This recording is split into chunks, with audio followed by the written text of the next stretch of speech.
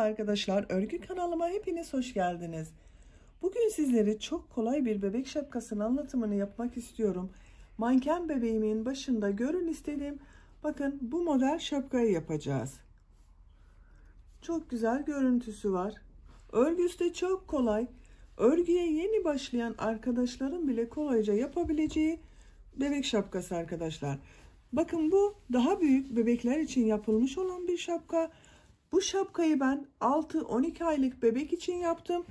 Bu şapka 3 aylık bir bebek için. Bugün size anlatacak olduğum şapkanın ölçüsü de yeni doğanla 3 aylık bebek için arkadaşlar. Yeni doğan ve 3 aylık için bugün yapacak olduğumuz şapka ölçülerini yapabilirsiniz. Eğer bu şapka gibi 6-12 aylık bebek ölçüsünde yapmak istiyorsanız ben bu şapkanın olduğu YouTube linkini bu videonun açıklama bölümüne ekliyorum. Siz 6-12 aylık bebek için yapmak isterseniz açıklama bölümünde bulunan linkin üzerine tıklayarak yapabilirsiniz. Biz bugün bu minik şapkaları yapacağız. Bu görmekte olduğunuz şapka yeni doğanla 3 aylık bebek ölçüsünde esnek bir yapısı var. Bakın bu 3 aylık ölçüde görünen bir şapka arkadaşlar. Aynı sayı ile başladım. Aynı şekilde ördüm. Sadece kullanmış olduğum tığ farklı. Bu şapkanın örgüsünde 3 milimlik tığ kullandım. Bu mavili olan şapkanın örgüsünde ise 3,5 milimlik tığ kullandım. Tığlar bakın ne kadar fark ettiriyor ölçüyü. Gördüğünüz gibi daha büyük oldu bu. Aynı ipi kullandım. Aynı sayılarla yaptım. Sadece tığ fark ettiği için bakın ölçüsü büyük oldu. 3 aylık bebek için oldu bu mavi olan şapka. Şapkanın örgüsünde bir adet bakın Nakulux Minnoş Baby kullandım. Çok az ipe ihtiyacımız var arkadaşlar. 30 gram kadar ip yeterli. Böyle bir ipten bu şapka gibi 3 tane yapabilirsiniz. Pembe olarak anlatıyorum bugün. Bakın siz istediğiniz renkleri, istediğiniz marka ipleri kullanarak bu şapkayı örebilirsiniz. Ucuna bu şekilde fıstık modelleri yaptım. Bakın bunu 2 renkli yaptım. Bu 6-12 aylık olan şapkayı 3 renkli yaptım. Siz tercihinize ve yapacak olduğunuz kıyafetlere uyumlu olarak istediğiniz renklerle bu fıstık modellerini yapabilirsiniz. Şapkanın örgüsüne bakın buradan sihirli halka içerisine trabzanlar yaparak başlıyoruz. 0-3 aylık, 3-6 aylık bugünkü anlatacağımız ölçüde yapabilirsiniz. Daha büyük yapmak isteyenler dediğim gibi bu arttırmalarını farklı yaptım. Bunun videosuna bakabilirsiniz. Bunlara takım olarak bakın bu şekilde güzel bir patik de yapmak isterseniz yapacak olduğunuz şapkanın renginden yapabilirsiniz. Bakın ben mavi beyaz olarak yaptım. Buna uyumlu olarak da bu patiğin olduğu YouTube linkini de ben bu videonun açıklama bölümüne ekliyorum. Siz izlemekte olduğunuz bu videonun sağ alt köşesinde bulunan küçük üçgene tıklarsanız açıklama bölümünde patik linki var. Üzerine tıkladığınız zaman siz de istediğiniz renklerde pembe ile de yapabilirsiniz. Bebeğinize bu patiklerden yapabilirsiniz. Ben bebekler için olan standart başölçü tablosunu da hazırladım. Bu videonun açıklama bölümüne ekliyorum. Siz izlemekte olduğunuz bu videonun sağ alt köşesinde bulunan küçük üçgene tıklarsanız açıklama bölümünde standart ölçü tablosu var. O ölçüye göre bebeğin başına göre yapabilirsiniz. Bebeğiniz yanınızdaysa şapkayı bebeğinize giydirerek uzunluğunu ayarlayabilirsiniz arkadaşlar. Bugünkü yapacak olduğum şapkanın ölçüsünü de sizlere vermek istiyorum.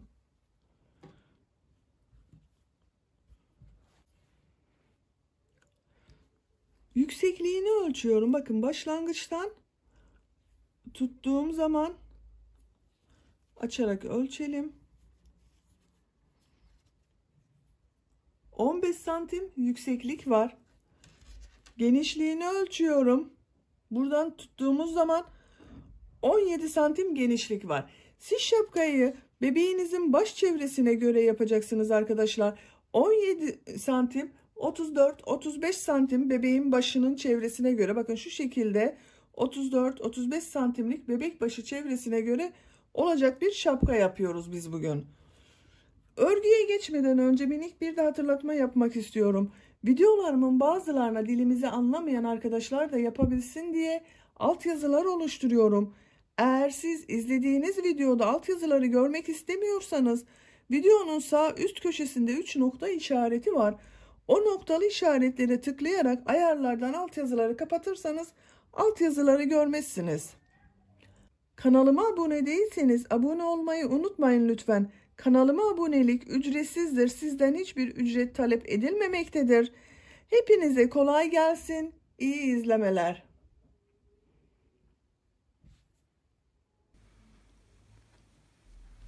Bu güzel şapkamızın örgüsüne tepe noktasından sihirli halka içerisine trabzanlar yaparak başlıyoruz. Ben bugün şapkayı 0-3 aylık bir bebek ölçüsünde bu büyüklükte yapıyorum arkadaşlar. Siz daha büyük yapmak istiyorsanız bakın bu şapka var. Bu şapkada bununla aynı sayıda başladım. Aynı sıra sayısınca yaptım ama tığ numarası farklı.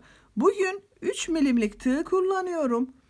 Bu şapkayı 3,5 milimlik tığ ile yaptım. Bakın daha yumuşak ve daha aralıklı duruyor. Bu bakın örgüsünden de belli, bunu daha küçük numaralı tığ ile yaptım. Siz de daha büyük numaralı tığ yaparsanız ölçünüz 1 numara büyük olacaktır. 3-6 aylık bebek için olacaktır. Şapkamızın örgüsüne sihirli halka yaparak başlıyorum. Bakın sihirli halkayı ben bu şekilde yavaş gösteriyorum. Bilmeyen arkadaşlar elimi takip edebilirsiniz. Şu şekilde bir defa parmağımın üzerinden ip doladım. Parmağımın üzerinde bulunan bu halkaya tığ takıyorum. İpten bakın bir ilmek alıp ilmek oluşturdum. Yavaşça parmağımdan çıkarıyorum. Bir zincir yaptım. Burayı sağlamlaştırdım. Bu sihirli halka içerisine trabzanlar yapacağız. 2 zincir yapıyorum. İpi tığın üzerine alıyorum. Sihirli halka içerisine 15 trabzan yapıyorum.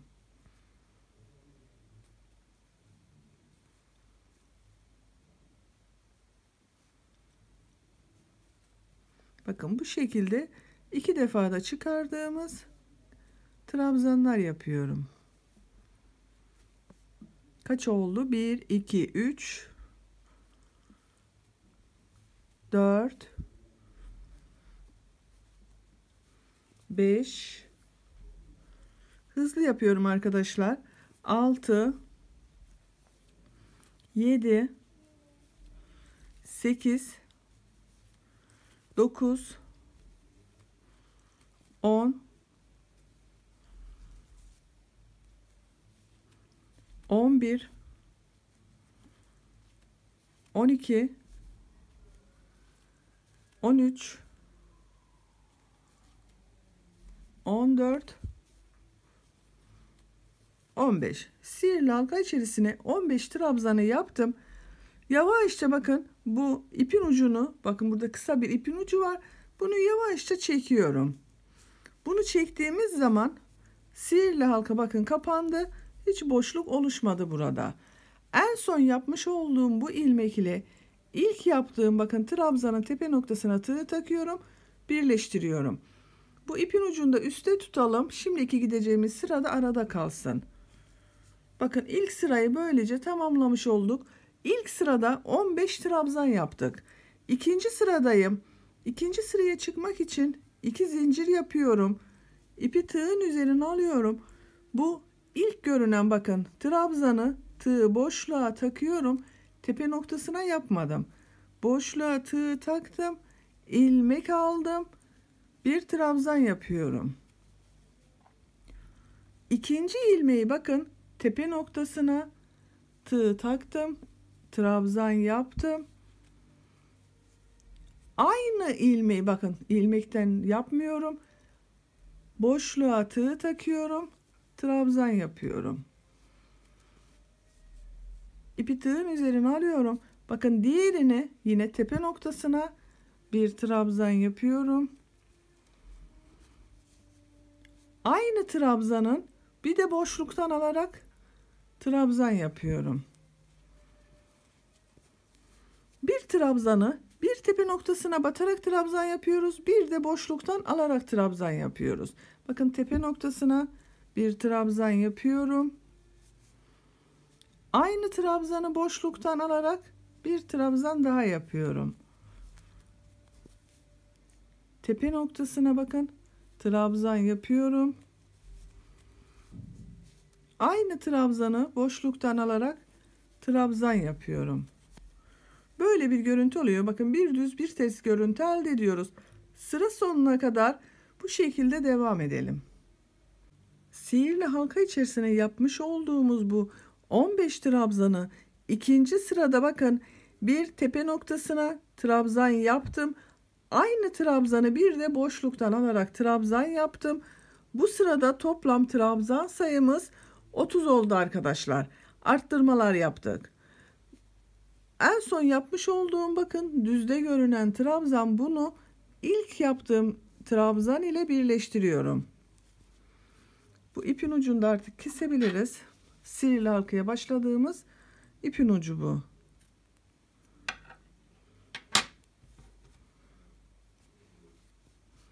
Bakın ikinci sırayı böylece tamamlamış olduk. Bakın bir ters bir düz trabzanlar var. Sayıyorum bakın.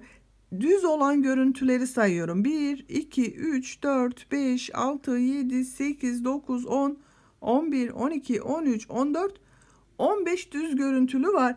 Sıra başlarında bakın 2 zincir çekerek oluşturduğumuz bir trabzan vardı. Bu da tersten görünen oldu. Bu iki trabzan arasında tersten görünen trabzan oldu. Üçüncü sıradayız. Üçüncü sırada yine arttırmalar yapıyoruz. Bakın bu boşluktan alarak yapmış olduğumuz düz görünen trabzandan 2 tane yapacağız.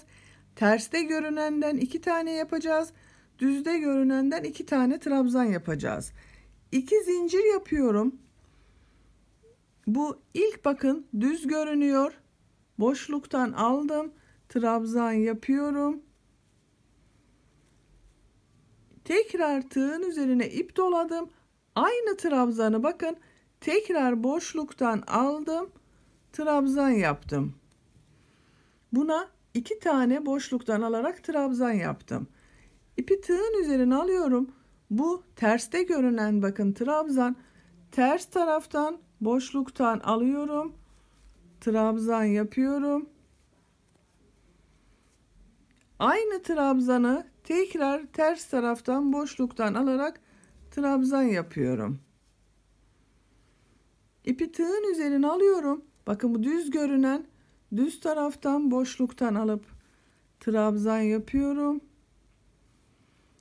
Aynı trabzanı tekrar bakın boşluktan alarak trabzan yapıyorum.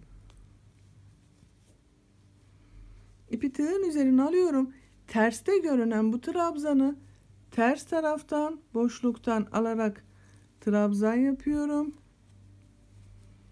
Aynı trabzana ikinci olarak tersten alarak trabzan yapıyorum. Bakın bu şekilde 2 trabzanı tersten yaptım. 2 trabzanı düzden yaptım. Düz görüneni düz taraftan 2 trabzan yapıyorum.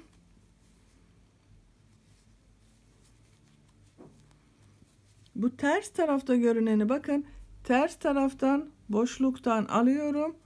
Trabzan yapıyorum.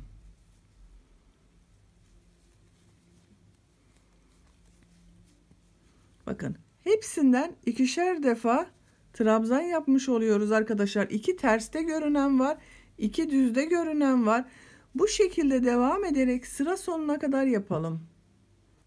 Şapkanın 3. sırasında düzden aldığımız trabzanları 2 trabzan yaptım.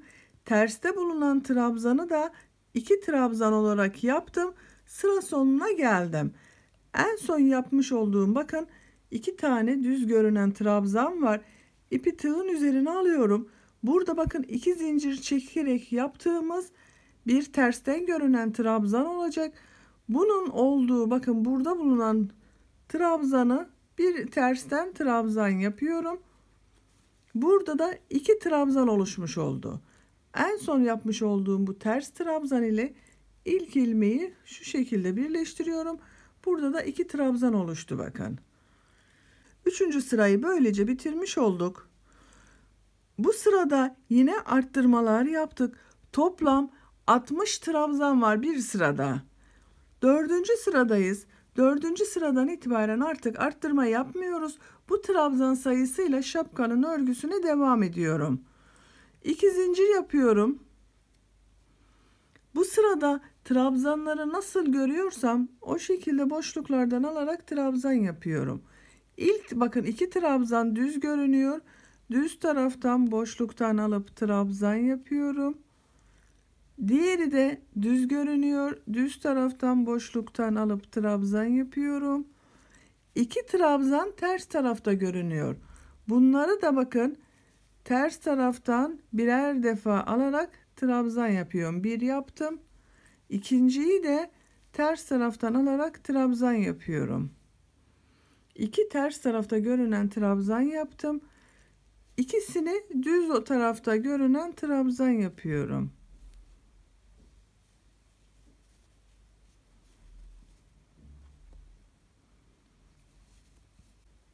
Bu ikisi bakın ters tarafta, birer defa ters taraftan alarak trabzan yapıyorum. Diğerini de aynı şekilde ters taraftan boşluktan aldım. Trabzan yaptım. 2 ters tarafta görünen oldu. Bu 2 düz görünen trabzanı da düz taraftan boşluktan alarak trabzan yapıyorum. Bu şekilde devam edeceğiz arkadaşlar. Düzde gördüğümüz bakın bu ikişer trabzan yapmıştık. Düz taraftan birer defa alarak trabzan yapıyoruz. Ters tarafta görünen bu 2 trabzanı da ters taraftan birer defa alarak trabzan yapıyoruz. Bu şekilde yaparak sıra sonuna kadar devam edelim. Şapkanın 4. sırasında yapmış olduğumuz bu ikili trabzanları nasıl görüyorsam o şekilde boşluklardan alıp trabzan yaparak bakın sıra sonuna geldim. Sıra sonunda tersten görünene bakın bir trabzan yaptım. Sıra başında 2 zincir çektiğimizde tersten görünen olacak.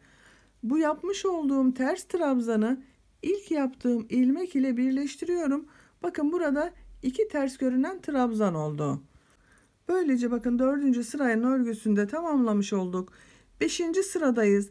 5. sırada yine nasıl görüyorsak o şekilde devam edeceğiz. Artık şapkanın örgüsü de bu şekilde gördüğümüz gibi devam edecek arkadaşlar. Başka hiçbir işlem yapmıyoruz. Çok kolay bir şapka modeli bu. 2 zincir yapıyorum. İlk gördüğüm bakın bu 2 trabzanı düz taraftan boşluktan alıp trabzan yapıyorum. Diğer bakın 2 terste görünüyor. Bunları da ters taraftan boşluktan alıp trabzan yapıyorum.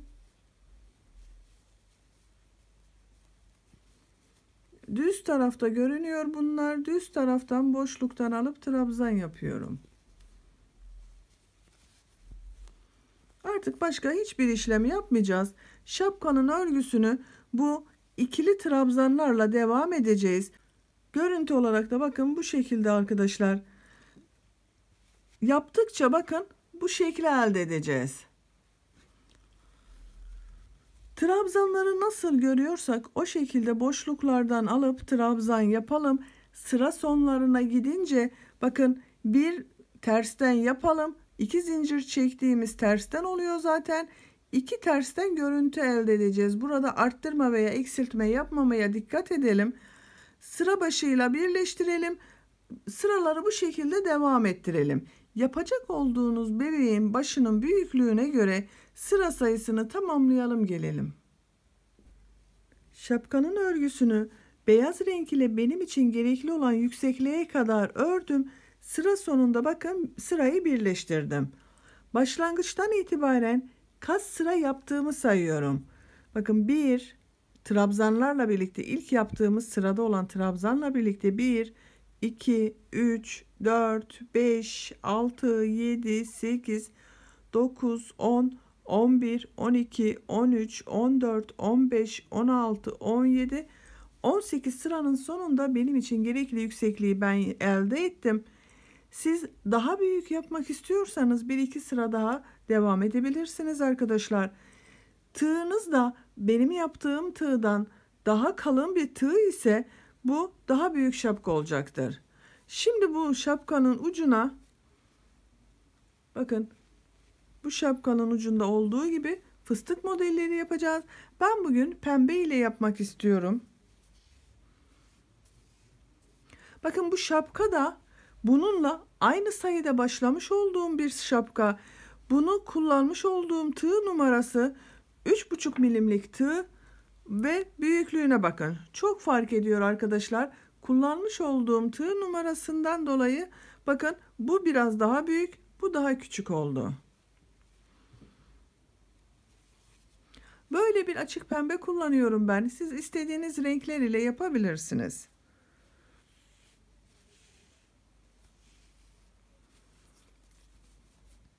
İlmeğimin rengini burada pembe yapıyorum. Bakın içerisinden geçirdim, çektim. Bir defa zincir çekip sağlamlaştırıyorum. Beyaz ipi burada bekletiyorum. İkinci sırada beyaz ipi kullanacağız. Bu ilk ilmek içerisine sık iğne yapıyorum. Bu fıstıklardan yapacağız arkadaşlar. Fıstık modelleri yapacağız buraya. Fıstık modellerini bakın şu şekilde yapıyorum. İlmeği uzatıyorum. Bakın tığın üzerindeki ilmek uzun. İp doluyorum.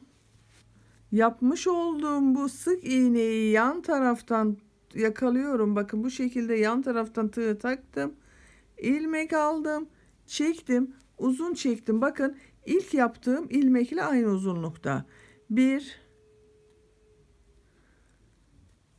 2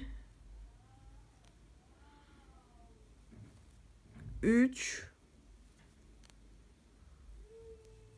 4 5 defa yaptım. Bakın ilmeği alıyorum. Hepsini içerisinden bir defa da çekiyorum. Bir zincir yapıyorum. İlk fıstık modeli buraya yaptık. Buradan 1 2 ilmek atlıyorum. Üçüncü ilmeğe sık iğne yapıyorum. İkinci fıstık modelindeyiz. Bakın ilmeği uzatıyorum. İp doluyorum. Bu sık iğne yaptığımız bakın bu boşluğa tığ takıyorum. Fıstık modelini buraya yapıyorum. 1 2 3 4 5 defa yaptım. İlmek alıyorum. Hepsinin içerisinden bir defa da çekiyorum. Bir zincir yapıyorum. 1 2 ilmek atlıyorum. Üçüncü ilmeğe sık iğne yapıyorum. Üçüncü fıstık modelindeyiz. Bakın ilmeği uzatıyorum. İp doluyorum. Bu bir sık iğne yapmıştık. Bakın bunu bu şekilde boşluğa takıyorum. 1 2 3 4 5 defa ilmek aldım, çektim. Tekrar ilmek alıyorum. Hepsinin içerisinden bir defa da çekiyorum. Bir zincir yapıyorum. 1 2 ilmek atlıyorum. Üçüncü ilmeğe sık iğne yapıyoruz. Bakın bu şekilde yatay fıstık modelleri yapıyoruz. Yapmış olduğumuz fıstıkları 2 ilmek atlayıp üçüncü ilmeği sık iğne olarak sabitliyoruz. Bu şekilde devam ederek sıra sonuna kadar yapalım. Bu sırada yatay fıstık modelleri yaparak bakın sıra sonuna geldim. En son yapmış olduğum bu fıstık modelini ilk yaptığım bu ilmeğe sık iğne olarak yapıyorum. Bakın ilk sırayı böylece tamamlamış olduk. Böyle de çok güzel. Siz isterseniz böyle de bir sırada da bırakabilirsiniz arkadaşlar. Ama ben bunun gibi bir sıra beyaz da yapmak istiyorum. Bir sırada pembe yapacağız ucuna. Pembeyi burada bekletiyorum. İlmeğimin rengini beyaz yapıyorum. Bakın beyaz orada da bekletiyorduk. Burada ilmeğin rengini beyaz yaptım. Örgüyü çeviriyorum. Beyazı ters taraftan yapacağız. İpi uzatıyorum. Bakın bu ilk ilmek içerisine fıstık modeli yapıyorum. 1 2 3 4 5. Bu fıstık modellerinin uzunluklarının eşit olmasına dikkat edelim arkadaşlar. Yoksa çekme yapabilir. 5 defa tığa ip doladım. İlmek çektim. Bakın bir defa da içerisinden çekiyorum. Bir zincir yapıyorum. Yapmış olduğum bu fıstık modelini bakın, iki model ortasında burada bulunan bu boşluğa sık iğne yapıyorum. Buraya sık iğne yaptım. Tekrar ipi uzatıyorum. Fıstık modelini bakın burada bulunan bu boşluğa yapıyorum. 1 2 3 4 5 defa doladım. İlmek alıp bir defa da çekiyorum. Bir zincir yapıyorum. İki fıstık modeli ortasında bulunan bakın bu boşluğa sık iğne yapıyorum. İpi uzatıyorum. İp doluyorum. Bu sık iğneyi yaptığım bakın bu boşluğa fıstık modeli yapıyorum. 1 2 3 4 5 ilmek alıp çıkardım. Bir zincir yaptım. Bu boşluğa sık iğne yapıyorum. Bakın görüntü olarak böyle. Sıra sonuna kadar fıstık modelleri yaparak devam edelim.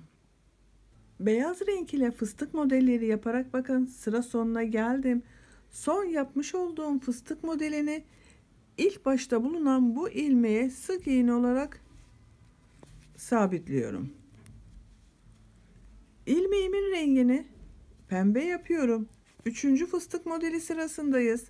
Bakın görüntü olarak da böyle arkadaşlar. Bu üçüncü sırayı düz taraftan bakın bizden tarafa çevirdim. Düz taraftan yapacağız. Beyaz ipimizi burada kesebiliriz.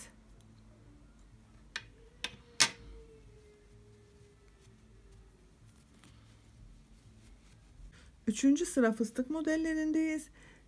İpi uzatıyorum, ilmeği bakın. İp doladım. Bu ilk sık iğne yapmıştık bakın beyaz ile buraya. Bu ilk ilmek içerisine fıstık modeli yapıyorum. 1 2 3 4 5 ilmek alıp bir defa da çekiyorum. Bir zincir yapıyorum.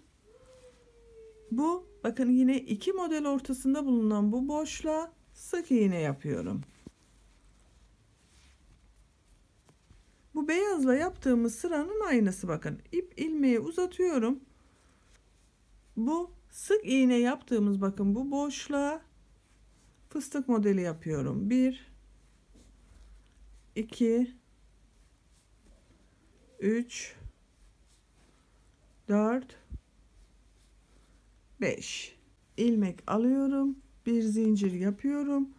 Tekrar bu iki model ortasında bulunan boşluğa sık iğne yapıyorum. Bakın böyle çapraz bir görüntü oldu arkadaşlar. Sıra sonuna kadar pembe renk ile de fıstık modelleri yaparak devam edelim. Pembe renk ile bakın son fıstık modelinde yaptım. En son yapmış olduğum bu modeli sıra başında yapmış olduğum burada bulunan bu ilmeğe kaydırma yaparak kapatıyorum. Son sırayı yaptım ben arkadaşlar. Bu yeterli. İpi burada kesiyorum.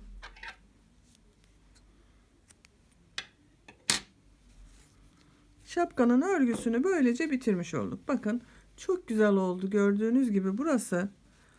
Bu ipleri de tığ yardımıyla bakın ters taraftan bu şekilde ilmekler arasından kaybedebiliriz. Pembeleri pembe dolguların arasında kaybediyorum. Beyazları beyazların arasından kaybediyorum.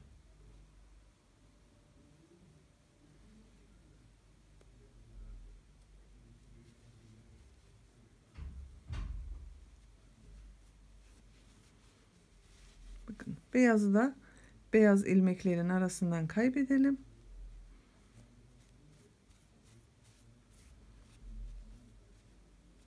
Kesebiliriz artık.